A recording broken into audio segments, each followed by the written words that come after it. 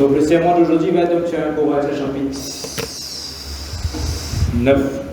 1 Corinthiens chapitre 9. Ce que nous allons faire donc à partir de maintenant, nous allons commencer donc des études, si vous voulez, des sermons, des messages. On va commencer à parler donc de la mort de Jésus-Christ dans sa crucifixion pour préparer donc, nous allons commémorer bientôt donc sa mort. Donc nous allons parler donc d'un principe que Paul, c'est le titre, il y a deux titres. Donc Paul est ce qui comptait réellement pour lui, c'est ce qui est très important dans la vie. Et comme M. William a dit dans sa vidéo, Dieu vient pour restaurer les relations avec lui avant tout, et les uns avec les autres. Et c'est la chose la plus importante dans le christianisme. On chante souvent que by this shall all men know that we are his disciples by our love. Donc est-ce que nous, les autres, voient vraiment en nous cet amour que Dieu a pour nous?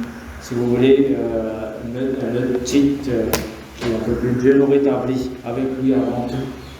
Dieu nous rétablit avec lui avant tout. Avant toute autre chose, la communion que Adam et Ève ont perdue dans le jardin d'Éden, c'était coupé, Dieu les avait chassés. Dieu le rétablit en Jésus-Christ. C'est très très important de comprendre. Rien d'autre. Rien d'autre. Quand Dieu avait donné sa loi à Israël, c'était encore une fois pour montrer la distinction qu'il y avait entre lui et comme nous avons chanté. Dieu est saint. Dieu est absolument saint. Dieu est saint au-dessus de toutes choses. Vous savez qu'il y avait une loi, je me réfléchissais cela pendant la semaine, il y avait une loi pour la toilette dans le désert. Quand les Israélites étaient dans le désert, il y avait une loi, c'était écrit. Quand ils allaient aux toilettes, chacun devait prendre sa petite pelle et sa seau d'eau, c'est la bien l'enterreau à faire autres besoins. Ensuite, Dieu dit après, quand je suis saint, et vous serez saints. Même pour aller aux toilettes. C'était pour montrer à quel point Dieu disait, je suis saint, absolument saint, pur. Et personne n'arrive à la hauteur de la sainteté de Dieu. Mais Dieu rétablit cette union. Dieu rétablit cette relation avec lui par Jésus-Christ qui est absolument saint lui aussi. Donc nous allons donc lire dans 1 Corinthiens chapitre 9. Je ne sais pas pourquoi qu'est-ce qui se passe. C'est en train de passer pour lui-même, c'est pas normal. Donc 1 Corinthiens chapitre 9, les versets 16 à 23. Moi je vois que c'est sur un timer là-bas. Je vais corriger ça. Ok. 1 Corinthiens chapitre 16, chapitre 9, verset 16 à 23, c'est dans la version parole vivante que nous allons lire. Et puis nous allons donc revenir pas verset par verset, mais surtout sur l'ensemble, pour comprendre donc ce qui se passe. En effet, le seul fait d'annoncer l'évangile n'est pas un titre de gloire pour moi. C'est une obligation qui m'est imposée. Je me sens contraint de le faire. Malheur à moi si je ne prêche pas la bonne nouvelle. Ah, certes, si c'est de mon plein gré que j'accomplis cette tâche, je reçois une récompense et je me trouve même suffisamment payé de ma peine en le faisant. Bien sûr, si nous faisons quelque chose avec joie, si nous faisons quelque chose de bon cœur avec joie, en lui-même, c'est une satisfaction. C'est ce que Paul est en train de dire.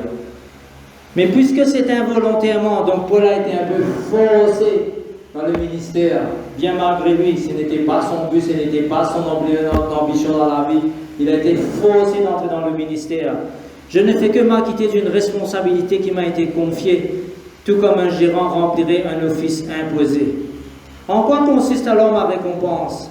En la satisfaction de pouvoir offrir l'évangile gratuitement, en renonçant volontairement au droit que me conférait ma qualité de prédicateur de l'évangile.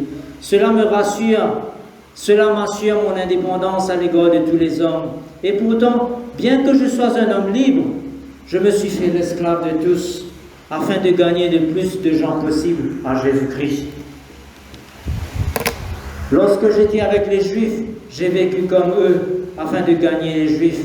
Et comme ils sont soumis à la loi de Moïse, je me suis moi-même assujetti à cette loi, bien qu'en réalité, j'en sois personnellement dégagé. Mais je l'ai fait pour conquérir ceux qui sont sous le régime de la loi. Avec ceux qui vivent sans loi, je me suis comporté en affranchi de la loi, alors qu'en réalité, je ne vis pas en dehors de la loi de Dieu, puisque je me sens lié par la loi du Christ. Mais c'était pour gagner au Christ ceux qui ne connaissent pas la loi. Dans mes relations avec les chrétiens, à l'esprit étroit, tiraillés par le scrupule de conscience, je me suis fait comme l'un d'entre eux, afin de gagner ces faibles pour le Christ. Je me suis adapté en tout à tous, afin d'en conduire au moins quelques-uns au salut par tous les moyens possibles. Or, tout cela, Je le fais pour la cause de l'Évangile, afin d'en partager les bénédictions avec d'autres. Je prends ma part dans sa proclamation pour avoir moi aussi part à ses promesses. C'est très long. J'espère que vous avez saisi un peu ce que Paul dit. En fait, c'est juste pour résumer donc, ce que Paul a écrit. Donc Dieu nous appelle ensemble avec l'apôtre Paul, comme il a appelé Paul, à aller vers les autres. C'est aussi simple que cela. Dieu nous appelle à aller vers les autres, qu'ils soient dans l'Église ou en dehors de l'Église. Avec la bienveillance de Dieu, ça veut dire la grâce de Dieu. Dieu nous appelle à le faire. Pour pouvoir, mes frères, avoir cette relation avec lui. Dieu désire réellement que tous les hommes reviennent vers lui. C'est pour cela que Paul a dit, j'abandonne tout volontairement afin de gagner, si possible, quelques personnes à Christ. C'est la volonté de Dieu. Donc Dieu désire donc avoir ce véritable lien avec lui. Et Dieu désire que tous les hommes, et surtout tous les croyants, d'avoir des liens entre nous, des liens affectueux, des liens véritables. Et pour cela, nous devons faire ce que Paul a fait. Paul a fait 3 choses, en fait. Nous allons voir tout à l'heure. Donc il a mis de côté donc, ses droits personnels. Il a mis de côté ses préférences. Il a mis de côté ses propres besoins. Afin de gagner tout le monde à Christ. Et surtout de gagner, comme il le dit lui-même dans ce passage, les faibles, ceux qui sont faibles. Ça aussi, nous avons chanté aujourd'hui, que le faible dise, je suis fort. Et comme Paul le dit dans Romains chapitre 14, on va revenir tout à l'heure pour parler des faibles. Donc, qu'est-ce qu'il faut faire? Il faut suivre donc l'exemple de Paul dans notre vie de chaque jour, dans vos relations avec Dieu, dans vos relations les uns avec les autres. Il faut faire une chose, comme on dit en anglais, put first thing first, ou si vous voulez, put the main thing to be the main thing. La priorité doit être vraiment la priorité. C'est ce que Dieu veut. La priorité, ce que Dieu veut. Qu'est-ce que Dieu veut? C'est ça qu'il faut savoir chaque fois. Qu'est-ce que Dieu veut? Pas ce qu'il nous envie, pas ce qu'il vaut droit, pas ce qu'il vaut récompense. Pourquoi ces récompenses? Il dit, parfait, non, il ne faut pas gagner récompense physique, mais au moins vous avez une récompense qui est associée à l'évangile. Et j'ai mis quelques circonstances avec de voilà la vie, de tout, quand si tu mènes bien visé de l'auto, et quelqu'un de l'auto, nous va fatiguer, nous rouler l'auto. Normalement, si nous n'avons pas de travail, quelqu'un nous offre un travail, est-ce qu'on peut exiger qu'il monte au bureau, puis c'est à côté soleil levant, ou je ne sais pas où, à côté de la porte de sortie? Non! Et pourtant, c'est ce que les chrétiens font des fois. C'est ce que les chrétiens font indirectement. Quand nous devons amoureux de quelqu'un, ce physique, pratiquement ce physique, mais amoureux de la personne, on lui dit, ça ne concerne les autres, c'est moi, mon amoureux, à lui, les autres pensent qu'ils ont plaît. Ce détail physique, c'est pas important, c'est la personne que j'aime. C'est la personne. Ce qui est important, c'est que vous et moi en tant que chrétiens surtout, il faut vraiment mettre notre énergie, nos ressources, notre intelligence, notre temps à ce qui compte vraiment. À ce qui compte vraiment. Tant de choses nous faisons qui ne comptent pas. Et Jean le dit, ce monde va passer. Avec tout ce qu'elle renferme. Absolument tout. Mais si nous passons du temps donc avec ce qui compte vraiment, nous sommes en train de bâtir l'éternité, notre futur. Je crois que je vous ai déjà raconté l'histoire, donc vous connaissez l'histoire de Saint-Pierre en paradis. On pose de l'histoire de Saint-Pierre, on va rappeler l'histoire de Saint-Pierre. C'était quelqu'un donc qui est de très très riche qui est allé au paradis.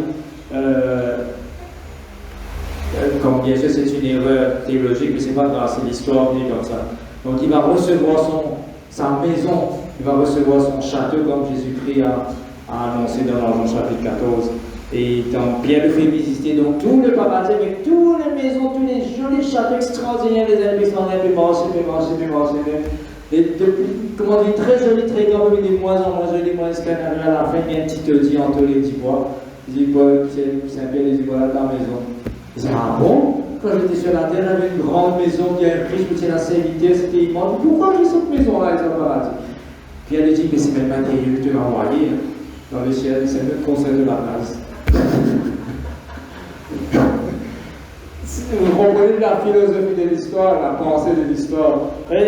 Il faut mettre notre énergie, nos ressources dans ce qui va vraiment compter. Dans ce qui va vraiment compter. Et surtout ce qui va compter, ce sera, je vais revenir dessus, l'éternité. L'éternité. Et aujourd'hui, dans le christianisme, malheureusement,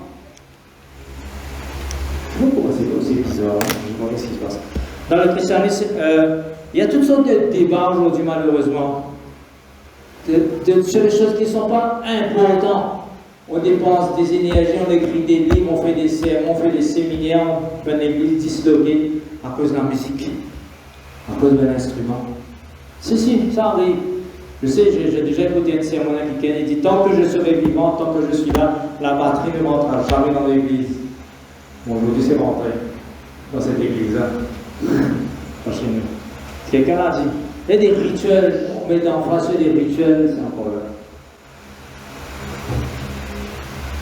Certains débattent encore, est-ce que pendant la Pâque, est-ce qu'il faut prendre du vin, du jus de raisin fermenté ou pétillant, ou je ne sais pas. Certains font des débats sur ce qu'on appelle la liturgie, ça veut dire que les services doivent être très ordonnés, très planifiés, très à cheval, bien ritualistiques. D'autres disent non, le visa bien libre, bien, chacun chante ce qu'il a envie, chacun fait sur la prière comme il a envie, chacun fait ce partage comme il a envie. Il y a toutes sortes de débats. Et ce sont des débats qui ne sont pas nouveaux malheureusement. Cela existait donc depuis, on dit, la militante, comme on dit, depuis les débuts du christianisme. Vous vous rappelez, depuis tout début, première crise, le synode avec Paul, avec Jacques, avec Pierre, avec les apôtres, première crise. Donc ça a été comme ça jusqu'à présent. Mais il faut mettre l'emphase sur ce qui est vraiment important. Donc vous et moi, nous ne pouvons pas passer la musique, pas de problème, parce que c'est notre relation, vous et moi, qui est plus important. Il est bien important qu'un instrument. Il est bien important qu'un type de musique. Il est bien important ça qui vont manger. Il est bien important ça qui vont mettre comme l'aise. Et c'est ça qui est l'essentiel. Parce que Dieu nous a appelés pour être en communion avec lui, mais aussi en communion les uns avec les autres. Et il le fait pour sa grâce, pour l'évangile. Donc dans sa lettre aux Corinthiens, donc Paul essaie de faire comprendre aux croyants dans ce qui est vraiment nécessaire, ce qui est le plus important. C'est l'évangile de la grâce, l'évangile de la bienveillance de Dieu. La bonne volonté de Dieu. Et l'évangile, c'est vraiment une grâce. Et c'est ce que nous allons donc parler pendant ces semaines qui vont venir jusqu'à la célébration, la commémoration de la mort de Jésus-Christ. Paul lui-même, dans sa propre vie, il a dû apprendre. Dieu a fait un travail de simple avec lui, comme on dit, un travail de fond. Défaire beaucoup de choses, abandonner certaines choses. Il tient pharisien. C'était quelqu'un de très méticuleux sur la loi. Dieu a dû le reprendre, travailler avec lui. Dieu change sa vision des choses sur la loi, sur les rituels. Il a écrit certaines choses qui aujourd'hui, il y a des débats dessus. Il y a des gens qui sont très honnêtes, il y a des gens qui sont très malhonnêtes dans ce qu'ils écrivent. Il y a des gens qui sont très honnêtes parce qu'ils veulent à tout prix éliminer Paul dans l'Évangile, dans le Nouveau Testament. Ils sont honnêtes parce qu'ils reconnaissent ce que Paul a écrit sur la loi. Ils ne sont pas d'accord du tout avec Paul. Ils ne sont pas d'accord du tout. Mais il y en a qui sont malhonnêtes d'essayer de contourner tout ça qui Paul dit, essayer de traverser, trafiquer, etc. pour essayer de justifier leur position. Vous savez, soit on est avec, soit on est contre. Donc là, ce que Paul a écrit certaines choses qui te fait mettre nous autres CV dressés dans la tête. Carrément. Donc Dieu a changé sa façon de voir les lois, les rituels. Dieu a changé sa façon de voir la vie. Qu'est-ce qu'il attend de la vie? Il a dû renoncer à ce qu'il méritait, pensait mériter, à son droit, à ses droits. Il a dû renoncer à cela. Et Dieu lui a changé donc sa façon de voir les choses, de voir la vie. Ce qui est plus important, c'est la relation avec Dieu et la relation les uns avec les autres. Et tant que nous sommes sur la grâce. Ça ne veut pas dire bien sûr qu'on va faire n'importe quoi, pas du tout. Parce que si nous sommes en relation, en communion avec Dieu, comme Jean écrit, nous allons voir à la fin, nous marchons dans la lumière. Nous sommes éclairés. Dieu nous instruit, Dieu nous inspire. Donc c'est important donc de voir ce que Paul, au fait, ce qu'il est en train de raconter. C'est reparti encore pour que c'est pas grave. Okay. Donc 1 Corinthiens chapitre 9, le premier point, verset 16 à 23, nous allons lire le verset 20 et le verset 21, mais c'est voici dans la version 8 secondes. Avec les Juifs, j'ai été comme Juif, afin de gagner les Juifs. Quel était le but? Est-ce que c'était de les maintenir sous la loi de Moïse? Est-ce que c'était de faire grandir dans la connaissance? Pas du tout. C'était de les emmener en Christ. C'était ça son but. C'était ça son ministère. Donc avec les Juifs, j'ai été comme Juif afin de gagner les Juifs. Avec ceux qui sont sous la loi, comme sous la loi. Quoique je ne sois pas moi-même sous la loi, afin de gagner ceux qui sont sous la loi. Et quand Paul a écrit la lettre aux Galates, il a dit, efface la lettre aux Galatiens. Si, il y a des gens qui ont dit cela. Élimine la lettre de la Galate dans la Bible. Au moins ils sont honnêtes. C'est ce point-là. Donc avec ceux qui sont sans loi, donc maintenant donc avec les Juifs qui avaient la loi, Paul il fait comment maintenant? Il va casse la tête, pose question, est-ce qu'il a droit, besoin de sa jour là, est-ce qu'il a droit à manger ceci, il a droit à manger cela? Pas importe, ça n'a aucune importance. Ça n'a aucune importance. Paul dit, j'ai fait ce qu'il voulait, pas de problème. Il a dû même faire circoncire Timothée. Timothée, c'est bien Timothée, c'est Timothée, je crois, pour rentrer dans le temple. Parce que Timothée était un grec, c'était un païen. Mais il n'avait pas le droit d'entrer dans le temple. C'était pour gagner les Juifs. C'est tout. Pas parce que c'était une obligation. Il y a un problème, je ne sais pas quoi.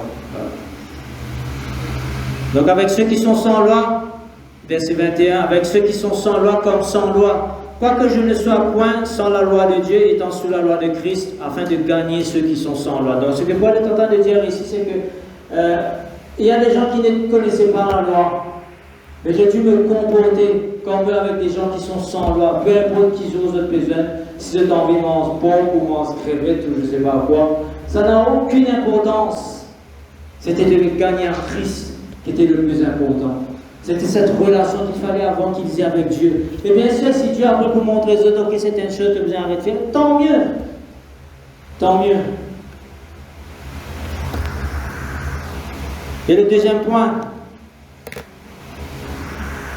Alors ce verset, c'était pas dans le premier passage parce que ça va être trop long. Mais Paul ici parle de sa récompense, comme il le dit même dans la loi. N'est pas capable de faire mettre le muselier à la bœuf, donc il va à la bœuf ou du bateau qui fait une foule de grains. C'est-à-dire, si un du travail, vous êtes récompensé, et mérité. Et c'est ce que Paul est en train de dire dans ce passage, au fait, au tout début. Il dit, en tant qu'apôtre, je n'ai pas réclamé mes droits envers vous. Paul dit cela aux Corinthiens. Je n'ai pas réclamé mes droits. J'avais le droit de vous réclamer quoi que ce soit, mais j'ai fait un sacrifice. J'ai travaillé. Paul, il travaille pendant des ans, ou un peu plus peut-être à Corinthe, maintenant je crois à Corinthe. Faire l'attente, pour bien se manger, et bien filer au maintenant. Dit de même aussi, le Seigneur a ordonné à ceux qui annoncent l'évangile de vivre de l'évangile. Si le Seigneur a ordonné, encore une fois, c'est une de ces passages qu'on ne trouve pas dans les évangiles. On ne trouve pas. Parce que c'est des traditions orales qui s'y peuvent circuler, pas toutes choses qui sont écrites. Il y a beaucoup de traditions, il y a beaucoup de choses qui sont dites de bouche à oreille, un message comme ça est traversé. Au verset 15, pour moi je n'ai usé aucun de ces droits, et ce n'est pas afin de les réclamer en ma faveur que j'écris ainsi, car j'aimerais mieux mourir que de me laisser enlever ce sujet de gloire. Est-ce que nous sommes prêts à mourir, mes frères, pour abandonner nos convictions, pour abandonner nos droits? Oui, vous gagnez le timon là. Pouvez que l'autre personne vienne à Jésus-Christ. Est-ce que nous sommes prêts à mourir pour cela?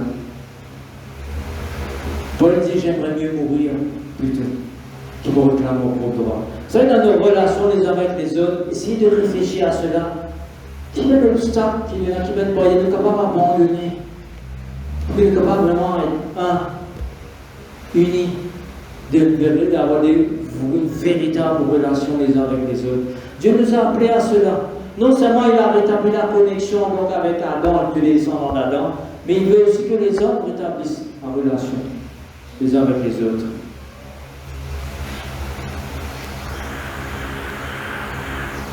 Et troisième point, donc, Paul dit quelque chose. Quand bien que je sois libre à l'égard de tous, je me suis rendu le serviteur de tous, afin de gagner le plus grand nombre. Ce que c'était le plus important pour lui, ce n'était pas son droit, ce n'était pas la loi, ce n'était pas la sans-loi, ce n'était pas les rituels, mais c'est gagner les gens à Christ. Et le plus important pour nous quand nous donnons des messages, c'est de faire les gens comprendre, de faire les croyants comprendre. Il faut grandir dans la connaissance et la grâce de notre Seigneur Jésus-Christ. Devenir comme lui. Verset 22, j'ai été faible avec les faibles. J'ai été faible avec les faibles. Qui sont faibles? Qui sont ces gens-là? Paul nous décrit cela dans Romains chapitre 14. Les faibles, ceux qui peuvent tout le temps discuter, qui jouent, qui basent, qui bonzo, qui peuvent manger, qui peuvent manger. Est-ce qu'ils boivent l'alcool? Est-ce qu'ils peuvent boire l'alcool? Est-ce qu'ils peuvent manger des affaires? Est-ce qu'ils peuvent habiter de façon? Ils peuvent habiter de façon. Il y a des gens qui se disputent continuellement de cela. Il faut respecter leur opinion. Il faut respecter leur opinion. C'est ce que Paul est en train de dire ici. J'étais faible avec ceux qui sont faibles. Et Paul termine d'ailleurs, je Romains chapitre 14, je termine le chapitre 15, l'argumentation, il dit, vous qui êtes forts, Paul dit, vous êtes banal, Romains chapitre 15, je pense que c'est le verset 5 ou 6, verset 6, je crois, supportez les faibles. Si vous pensez que vous êtes forts, que vous êtes comme Paul, que vous pouvez à la fois pratiquer la loi, à la fois pratiquer ce qu'il y a avec ceux qui sont sans loi, vous êtes forts, supportez les faibles. Supporter les faibles, afin de gagner les faibles. Et éventuellement, quand ces faibles vont grandir, dans la grâce et dans la connaissance de Jésus-Christ, éventuellement, ces gens vont devenir forts eux aussi. Ils vont devenir forts. Et depuis encore une fois, le verset 23, je fais tout à cause de l'Évangile, afin d'y avoir droit. À cause de l'Évangile, à cause de la grâce et de la bonté de Dieu. Et quel est le but de Dieu donc dans la vie, dans notre vie? Quand Dieu nous a appelés, quel est son but? Quelle est son intention? Pourquoi Dieu nous fait grâce?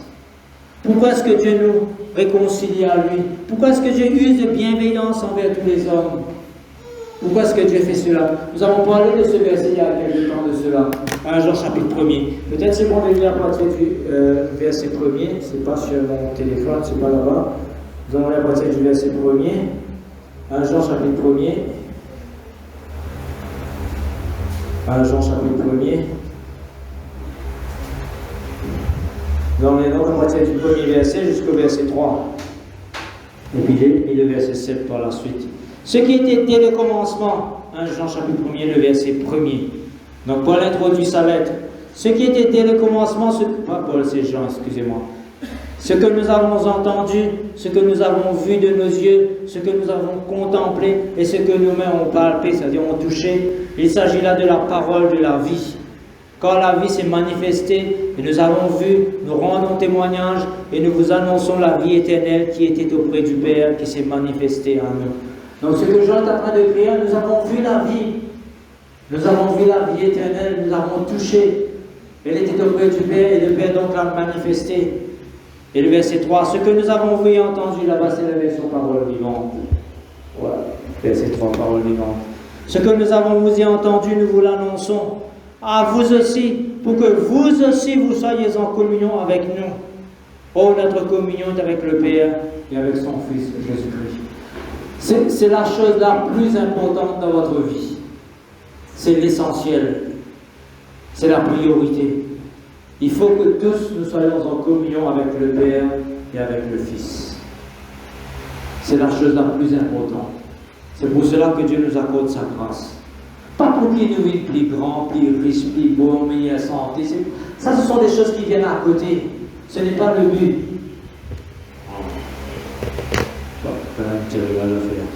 Donc, c'est pas donc pour avoir les choses matérielles de la vie. C'est pas pour que nous soyons un grand nom. Si Dieu a appelé Paul, c'est pas pour avant tout pour qu'il soit apôtre. C'est une fonction que Dieu lui a donnée. C'est un ministère que Dieu lui a imposé pour qu'il fasse quelque chose pour emmener les gens à Christ. Son but, ce n'était pas de devenir apôtre. Et c'est d'être en communion avec le Père et avec le Fils. Et si vous lisez la suite, donc, Jean écrit donc, si nous sommes en communion avec lui, le verset 6, et que nous marchons dans les ténèbres, nous mentons et nous ne faisons pas la vérité, nous ne pratiquons pas la vérité. Le verset 6. Et puis il dit, si nous marchons dans la lumière, comme nous-mêmes est dans la lumière, nous sommes en communion les uns avec les autres. Et le sang de Jésus, son Fils, nous purifie de tout péché. Dans Jean chapitre 4, Jean écrit, nous aimons parce que Dieu nous a aimés en premier. Nous pouvons aimer parce que Dieu nous a aimés en premier. Et c'est ce que Dieu nous appelle à cela.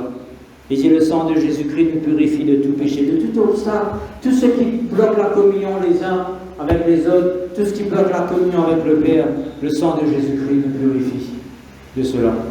Donc c'est important de comprendre pourquoi Dieu nous a appelés, pourquoi Dieu nous a choisis, pourquoi Dieu un jour a décidé de dire, ok, Laval, on va évoluer nos enfants.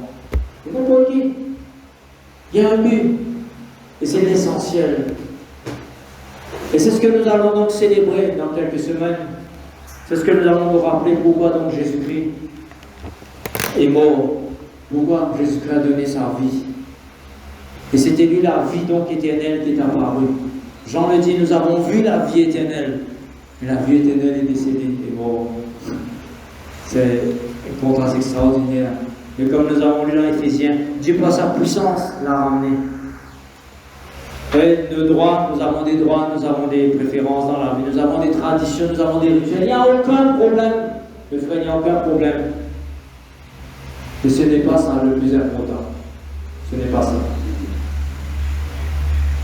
Le plus important, donc, c'est la grâce de Dieu qui réconcilie tous les hommes à lui-même et qui nous réconcilie donc les uns les autres. Donc, pendant ces temps qui vont venir, avec tous les messages que nous aurons, avec tous les articles qui seront probablement donnés, vous allez prenez un peu de temps, réfléchissez à votre vie, réfléchissez à votre relation avec Dieu, avec les uns et les autres. Est-elle une vraie relation, véritable, selon ce que Dieu attend de nous? Jean écrit, si nous disons que nous aimons Dieu, que nous n'aimons pas les uns les autres, nous sommes menteurs. La vérité n'est pas en nous. Nous sommes menteurs. Donc prenez un peu de temps, réfléchissez à cela, allez vers le Seigneur Jésus-Christ dans la prière, dans le jeûne, allez vers la croix. Et progressons et avançons dans la grâce et dans la connaissance de notre Seigneur Jésus-Christ. Nous allons prier pour terminer.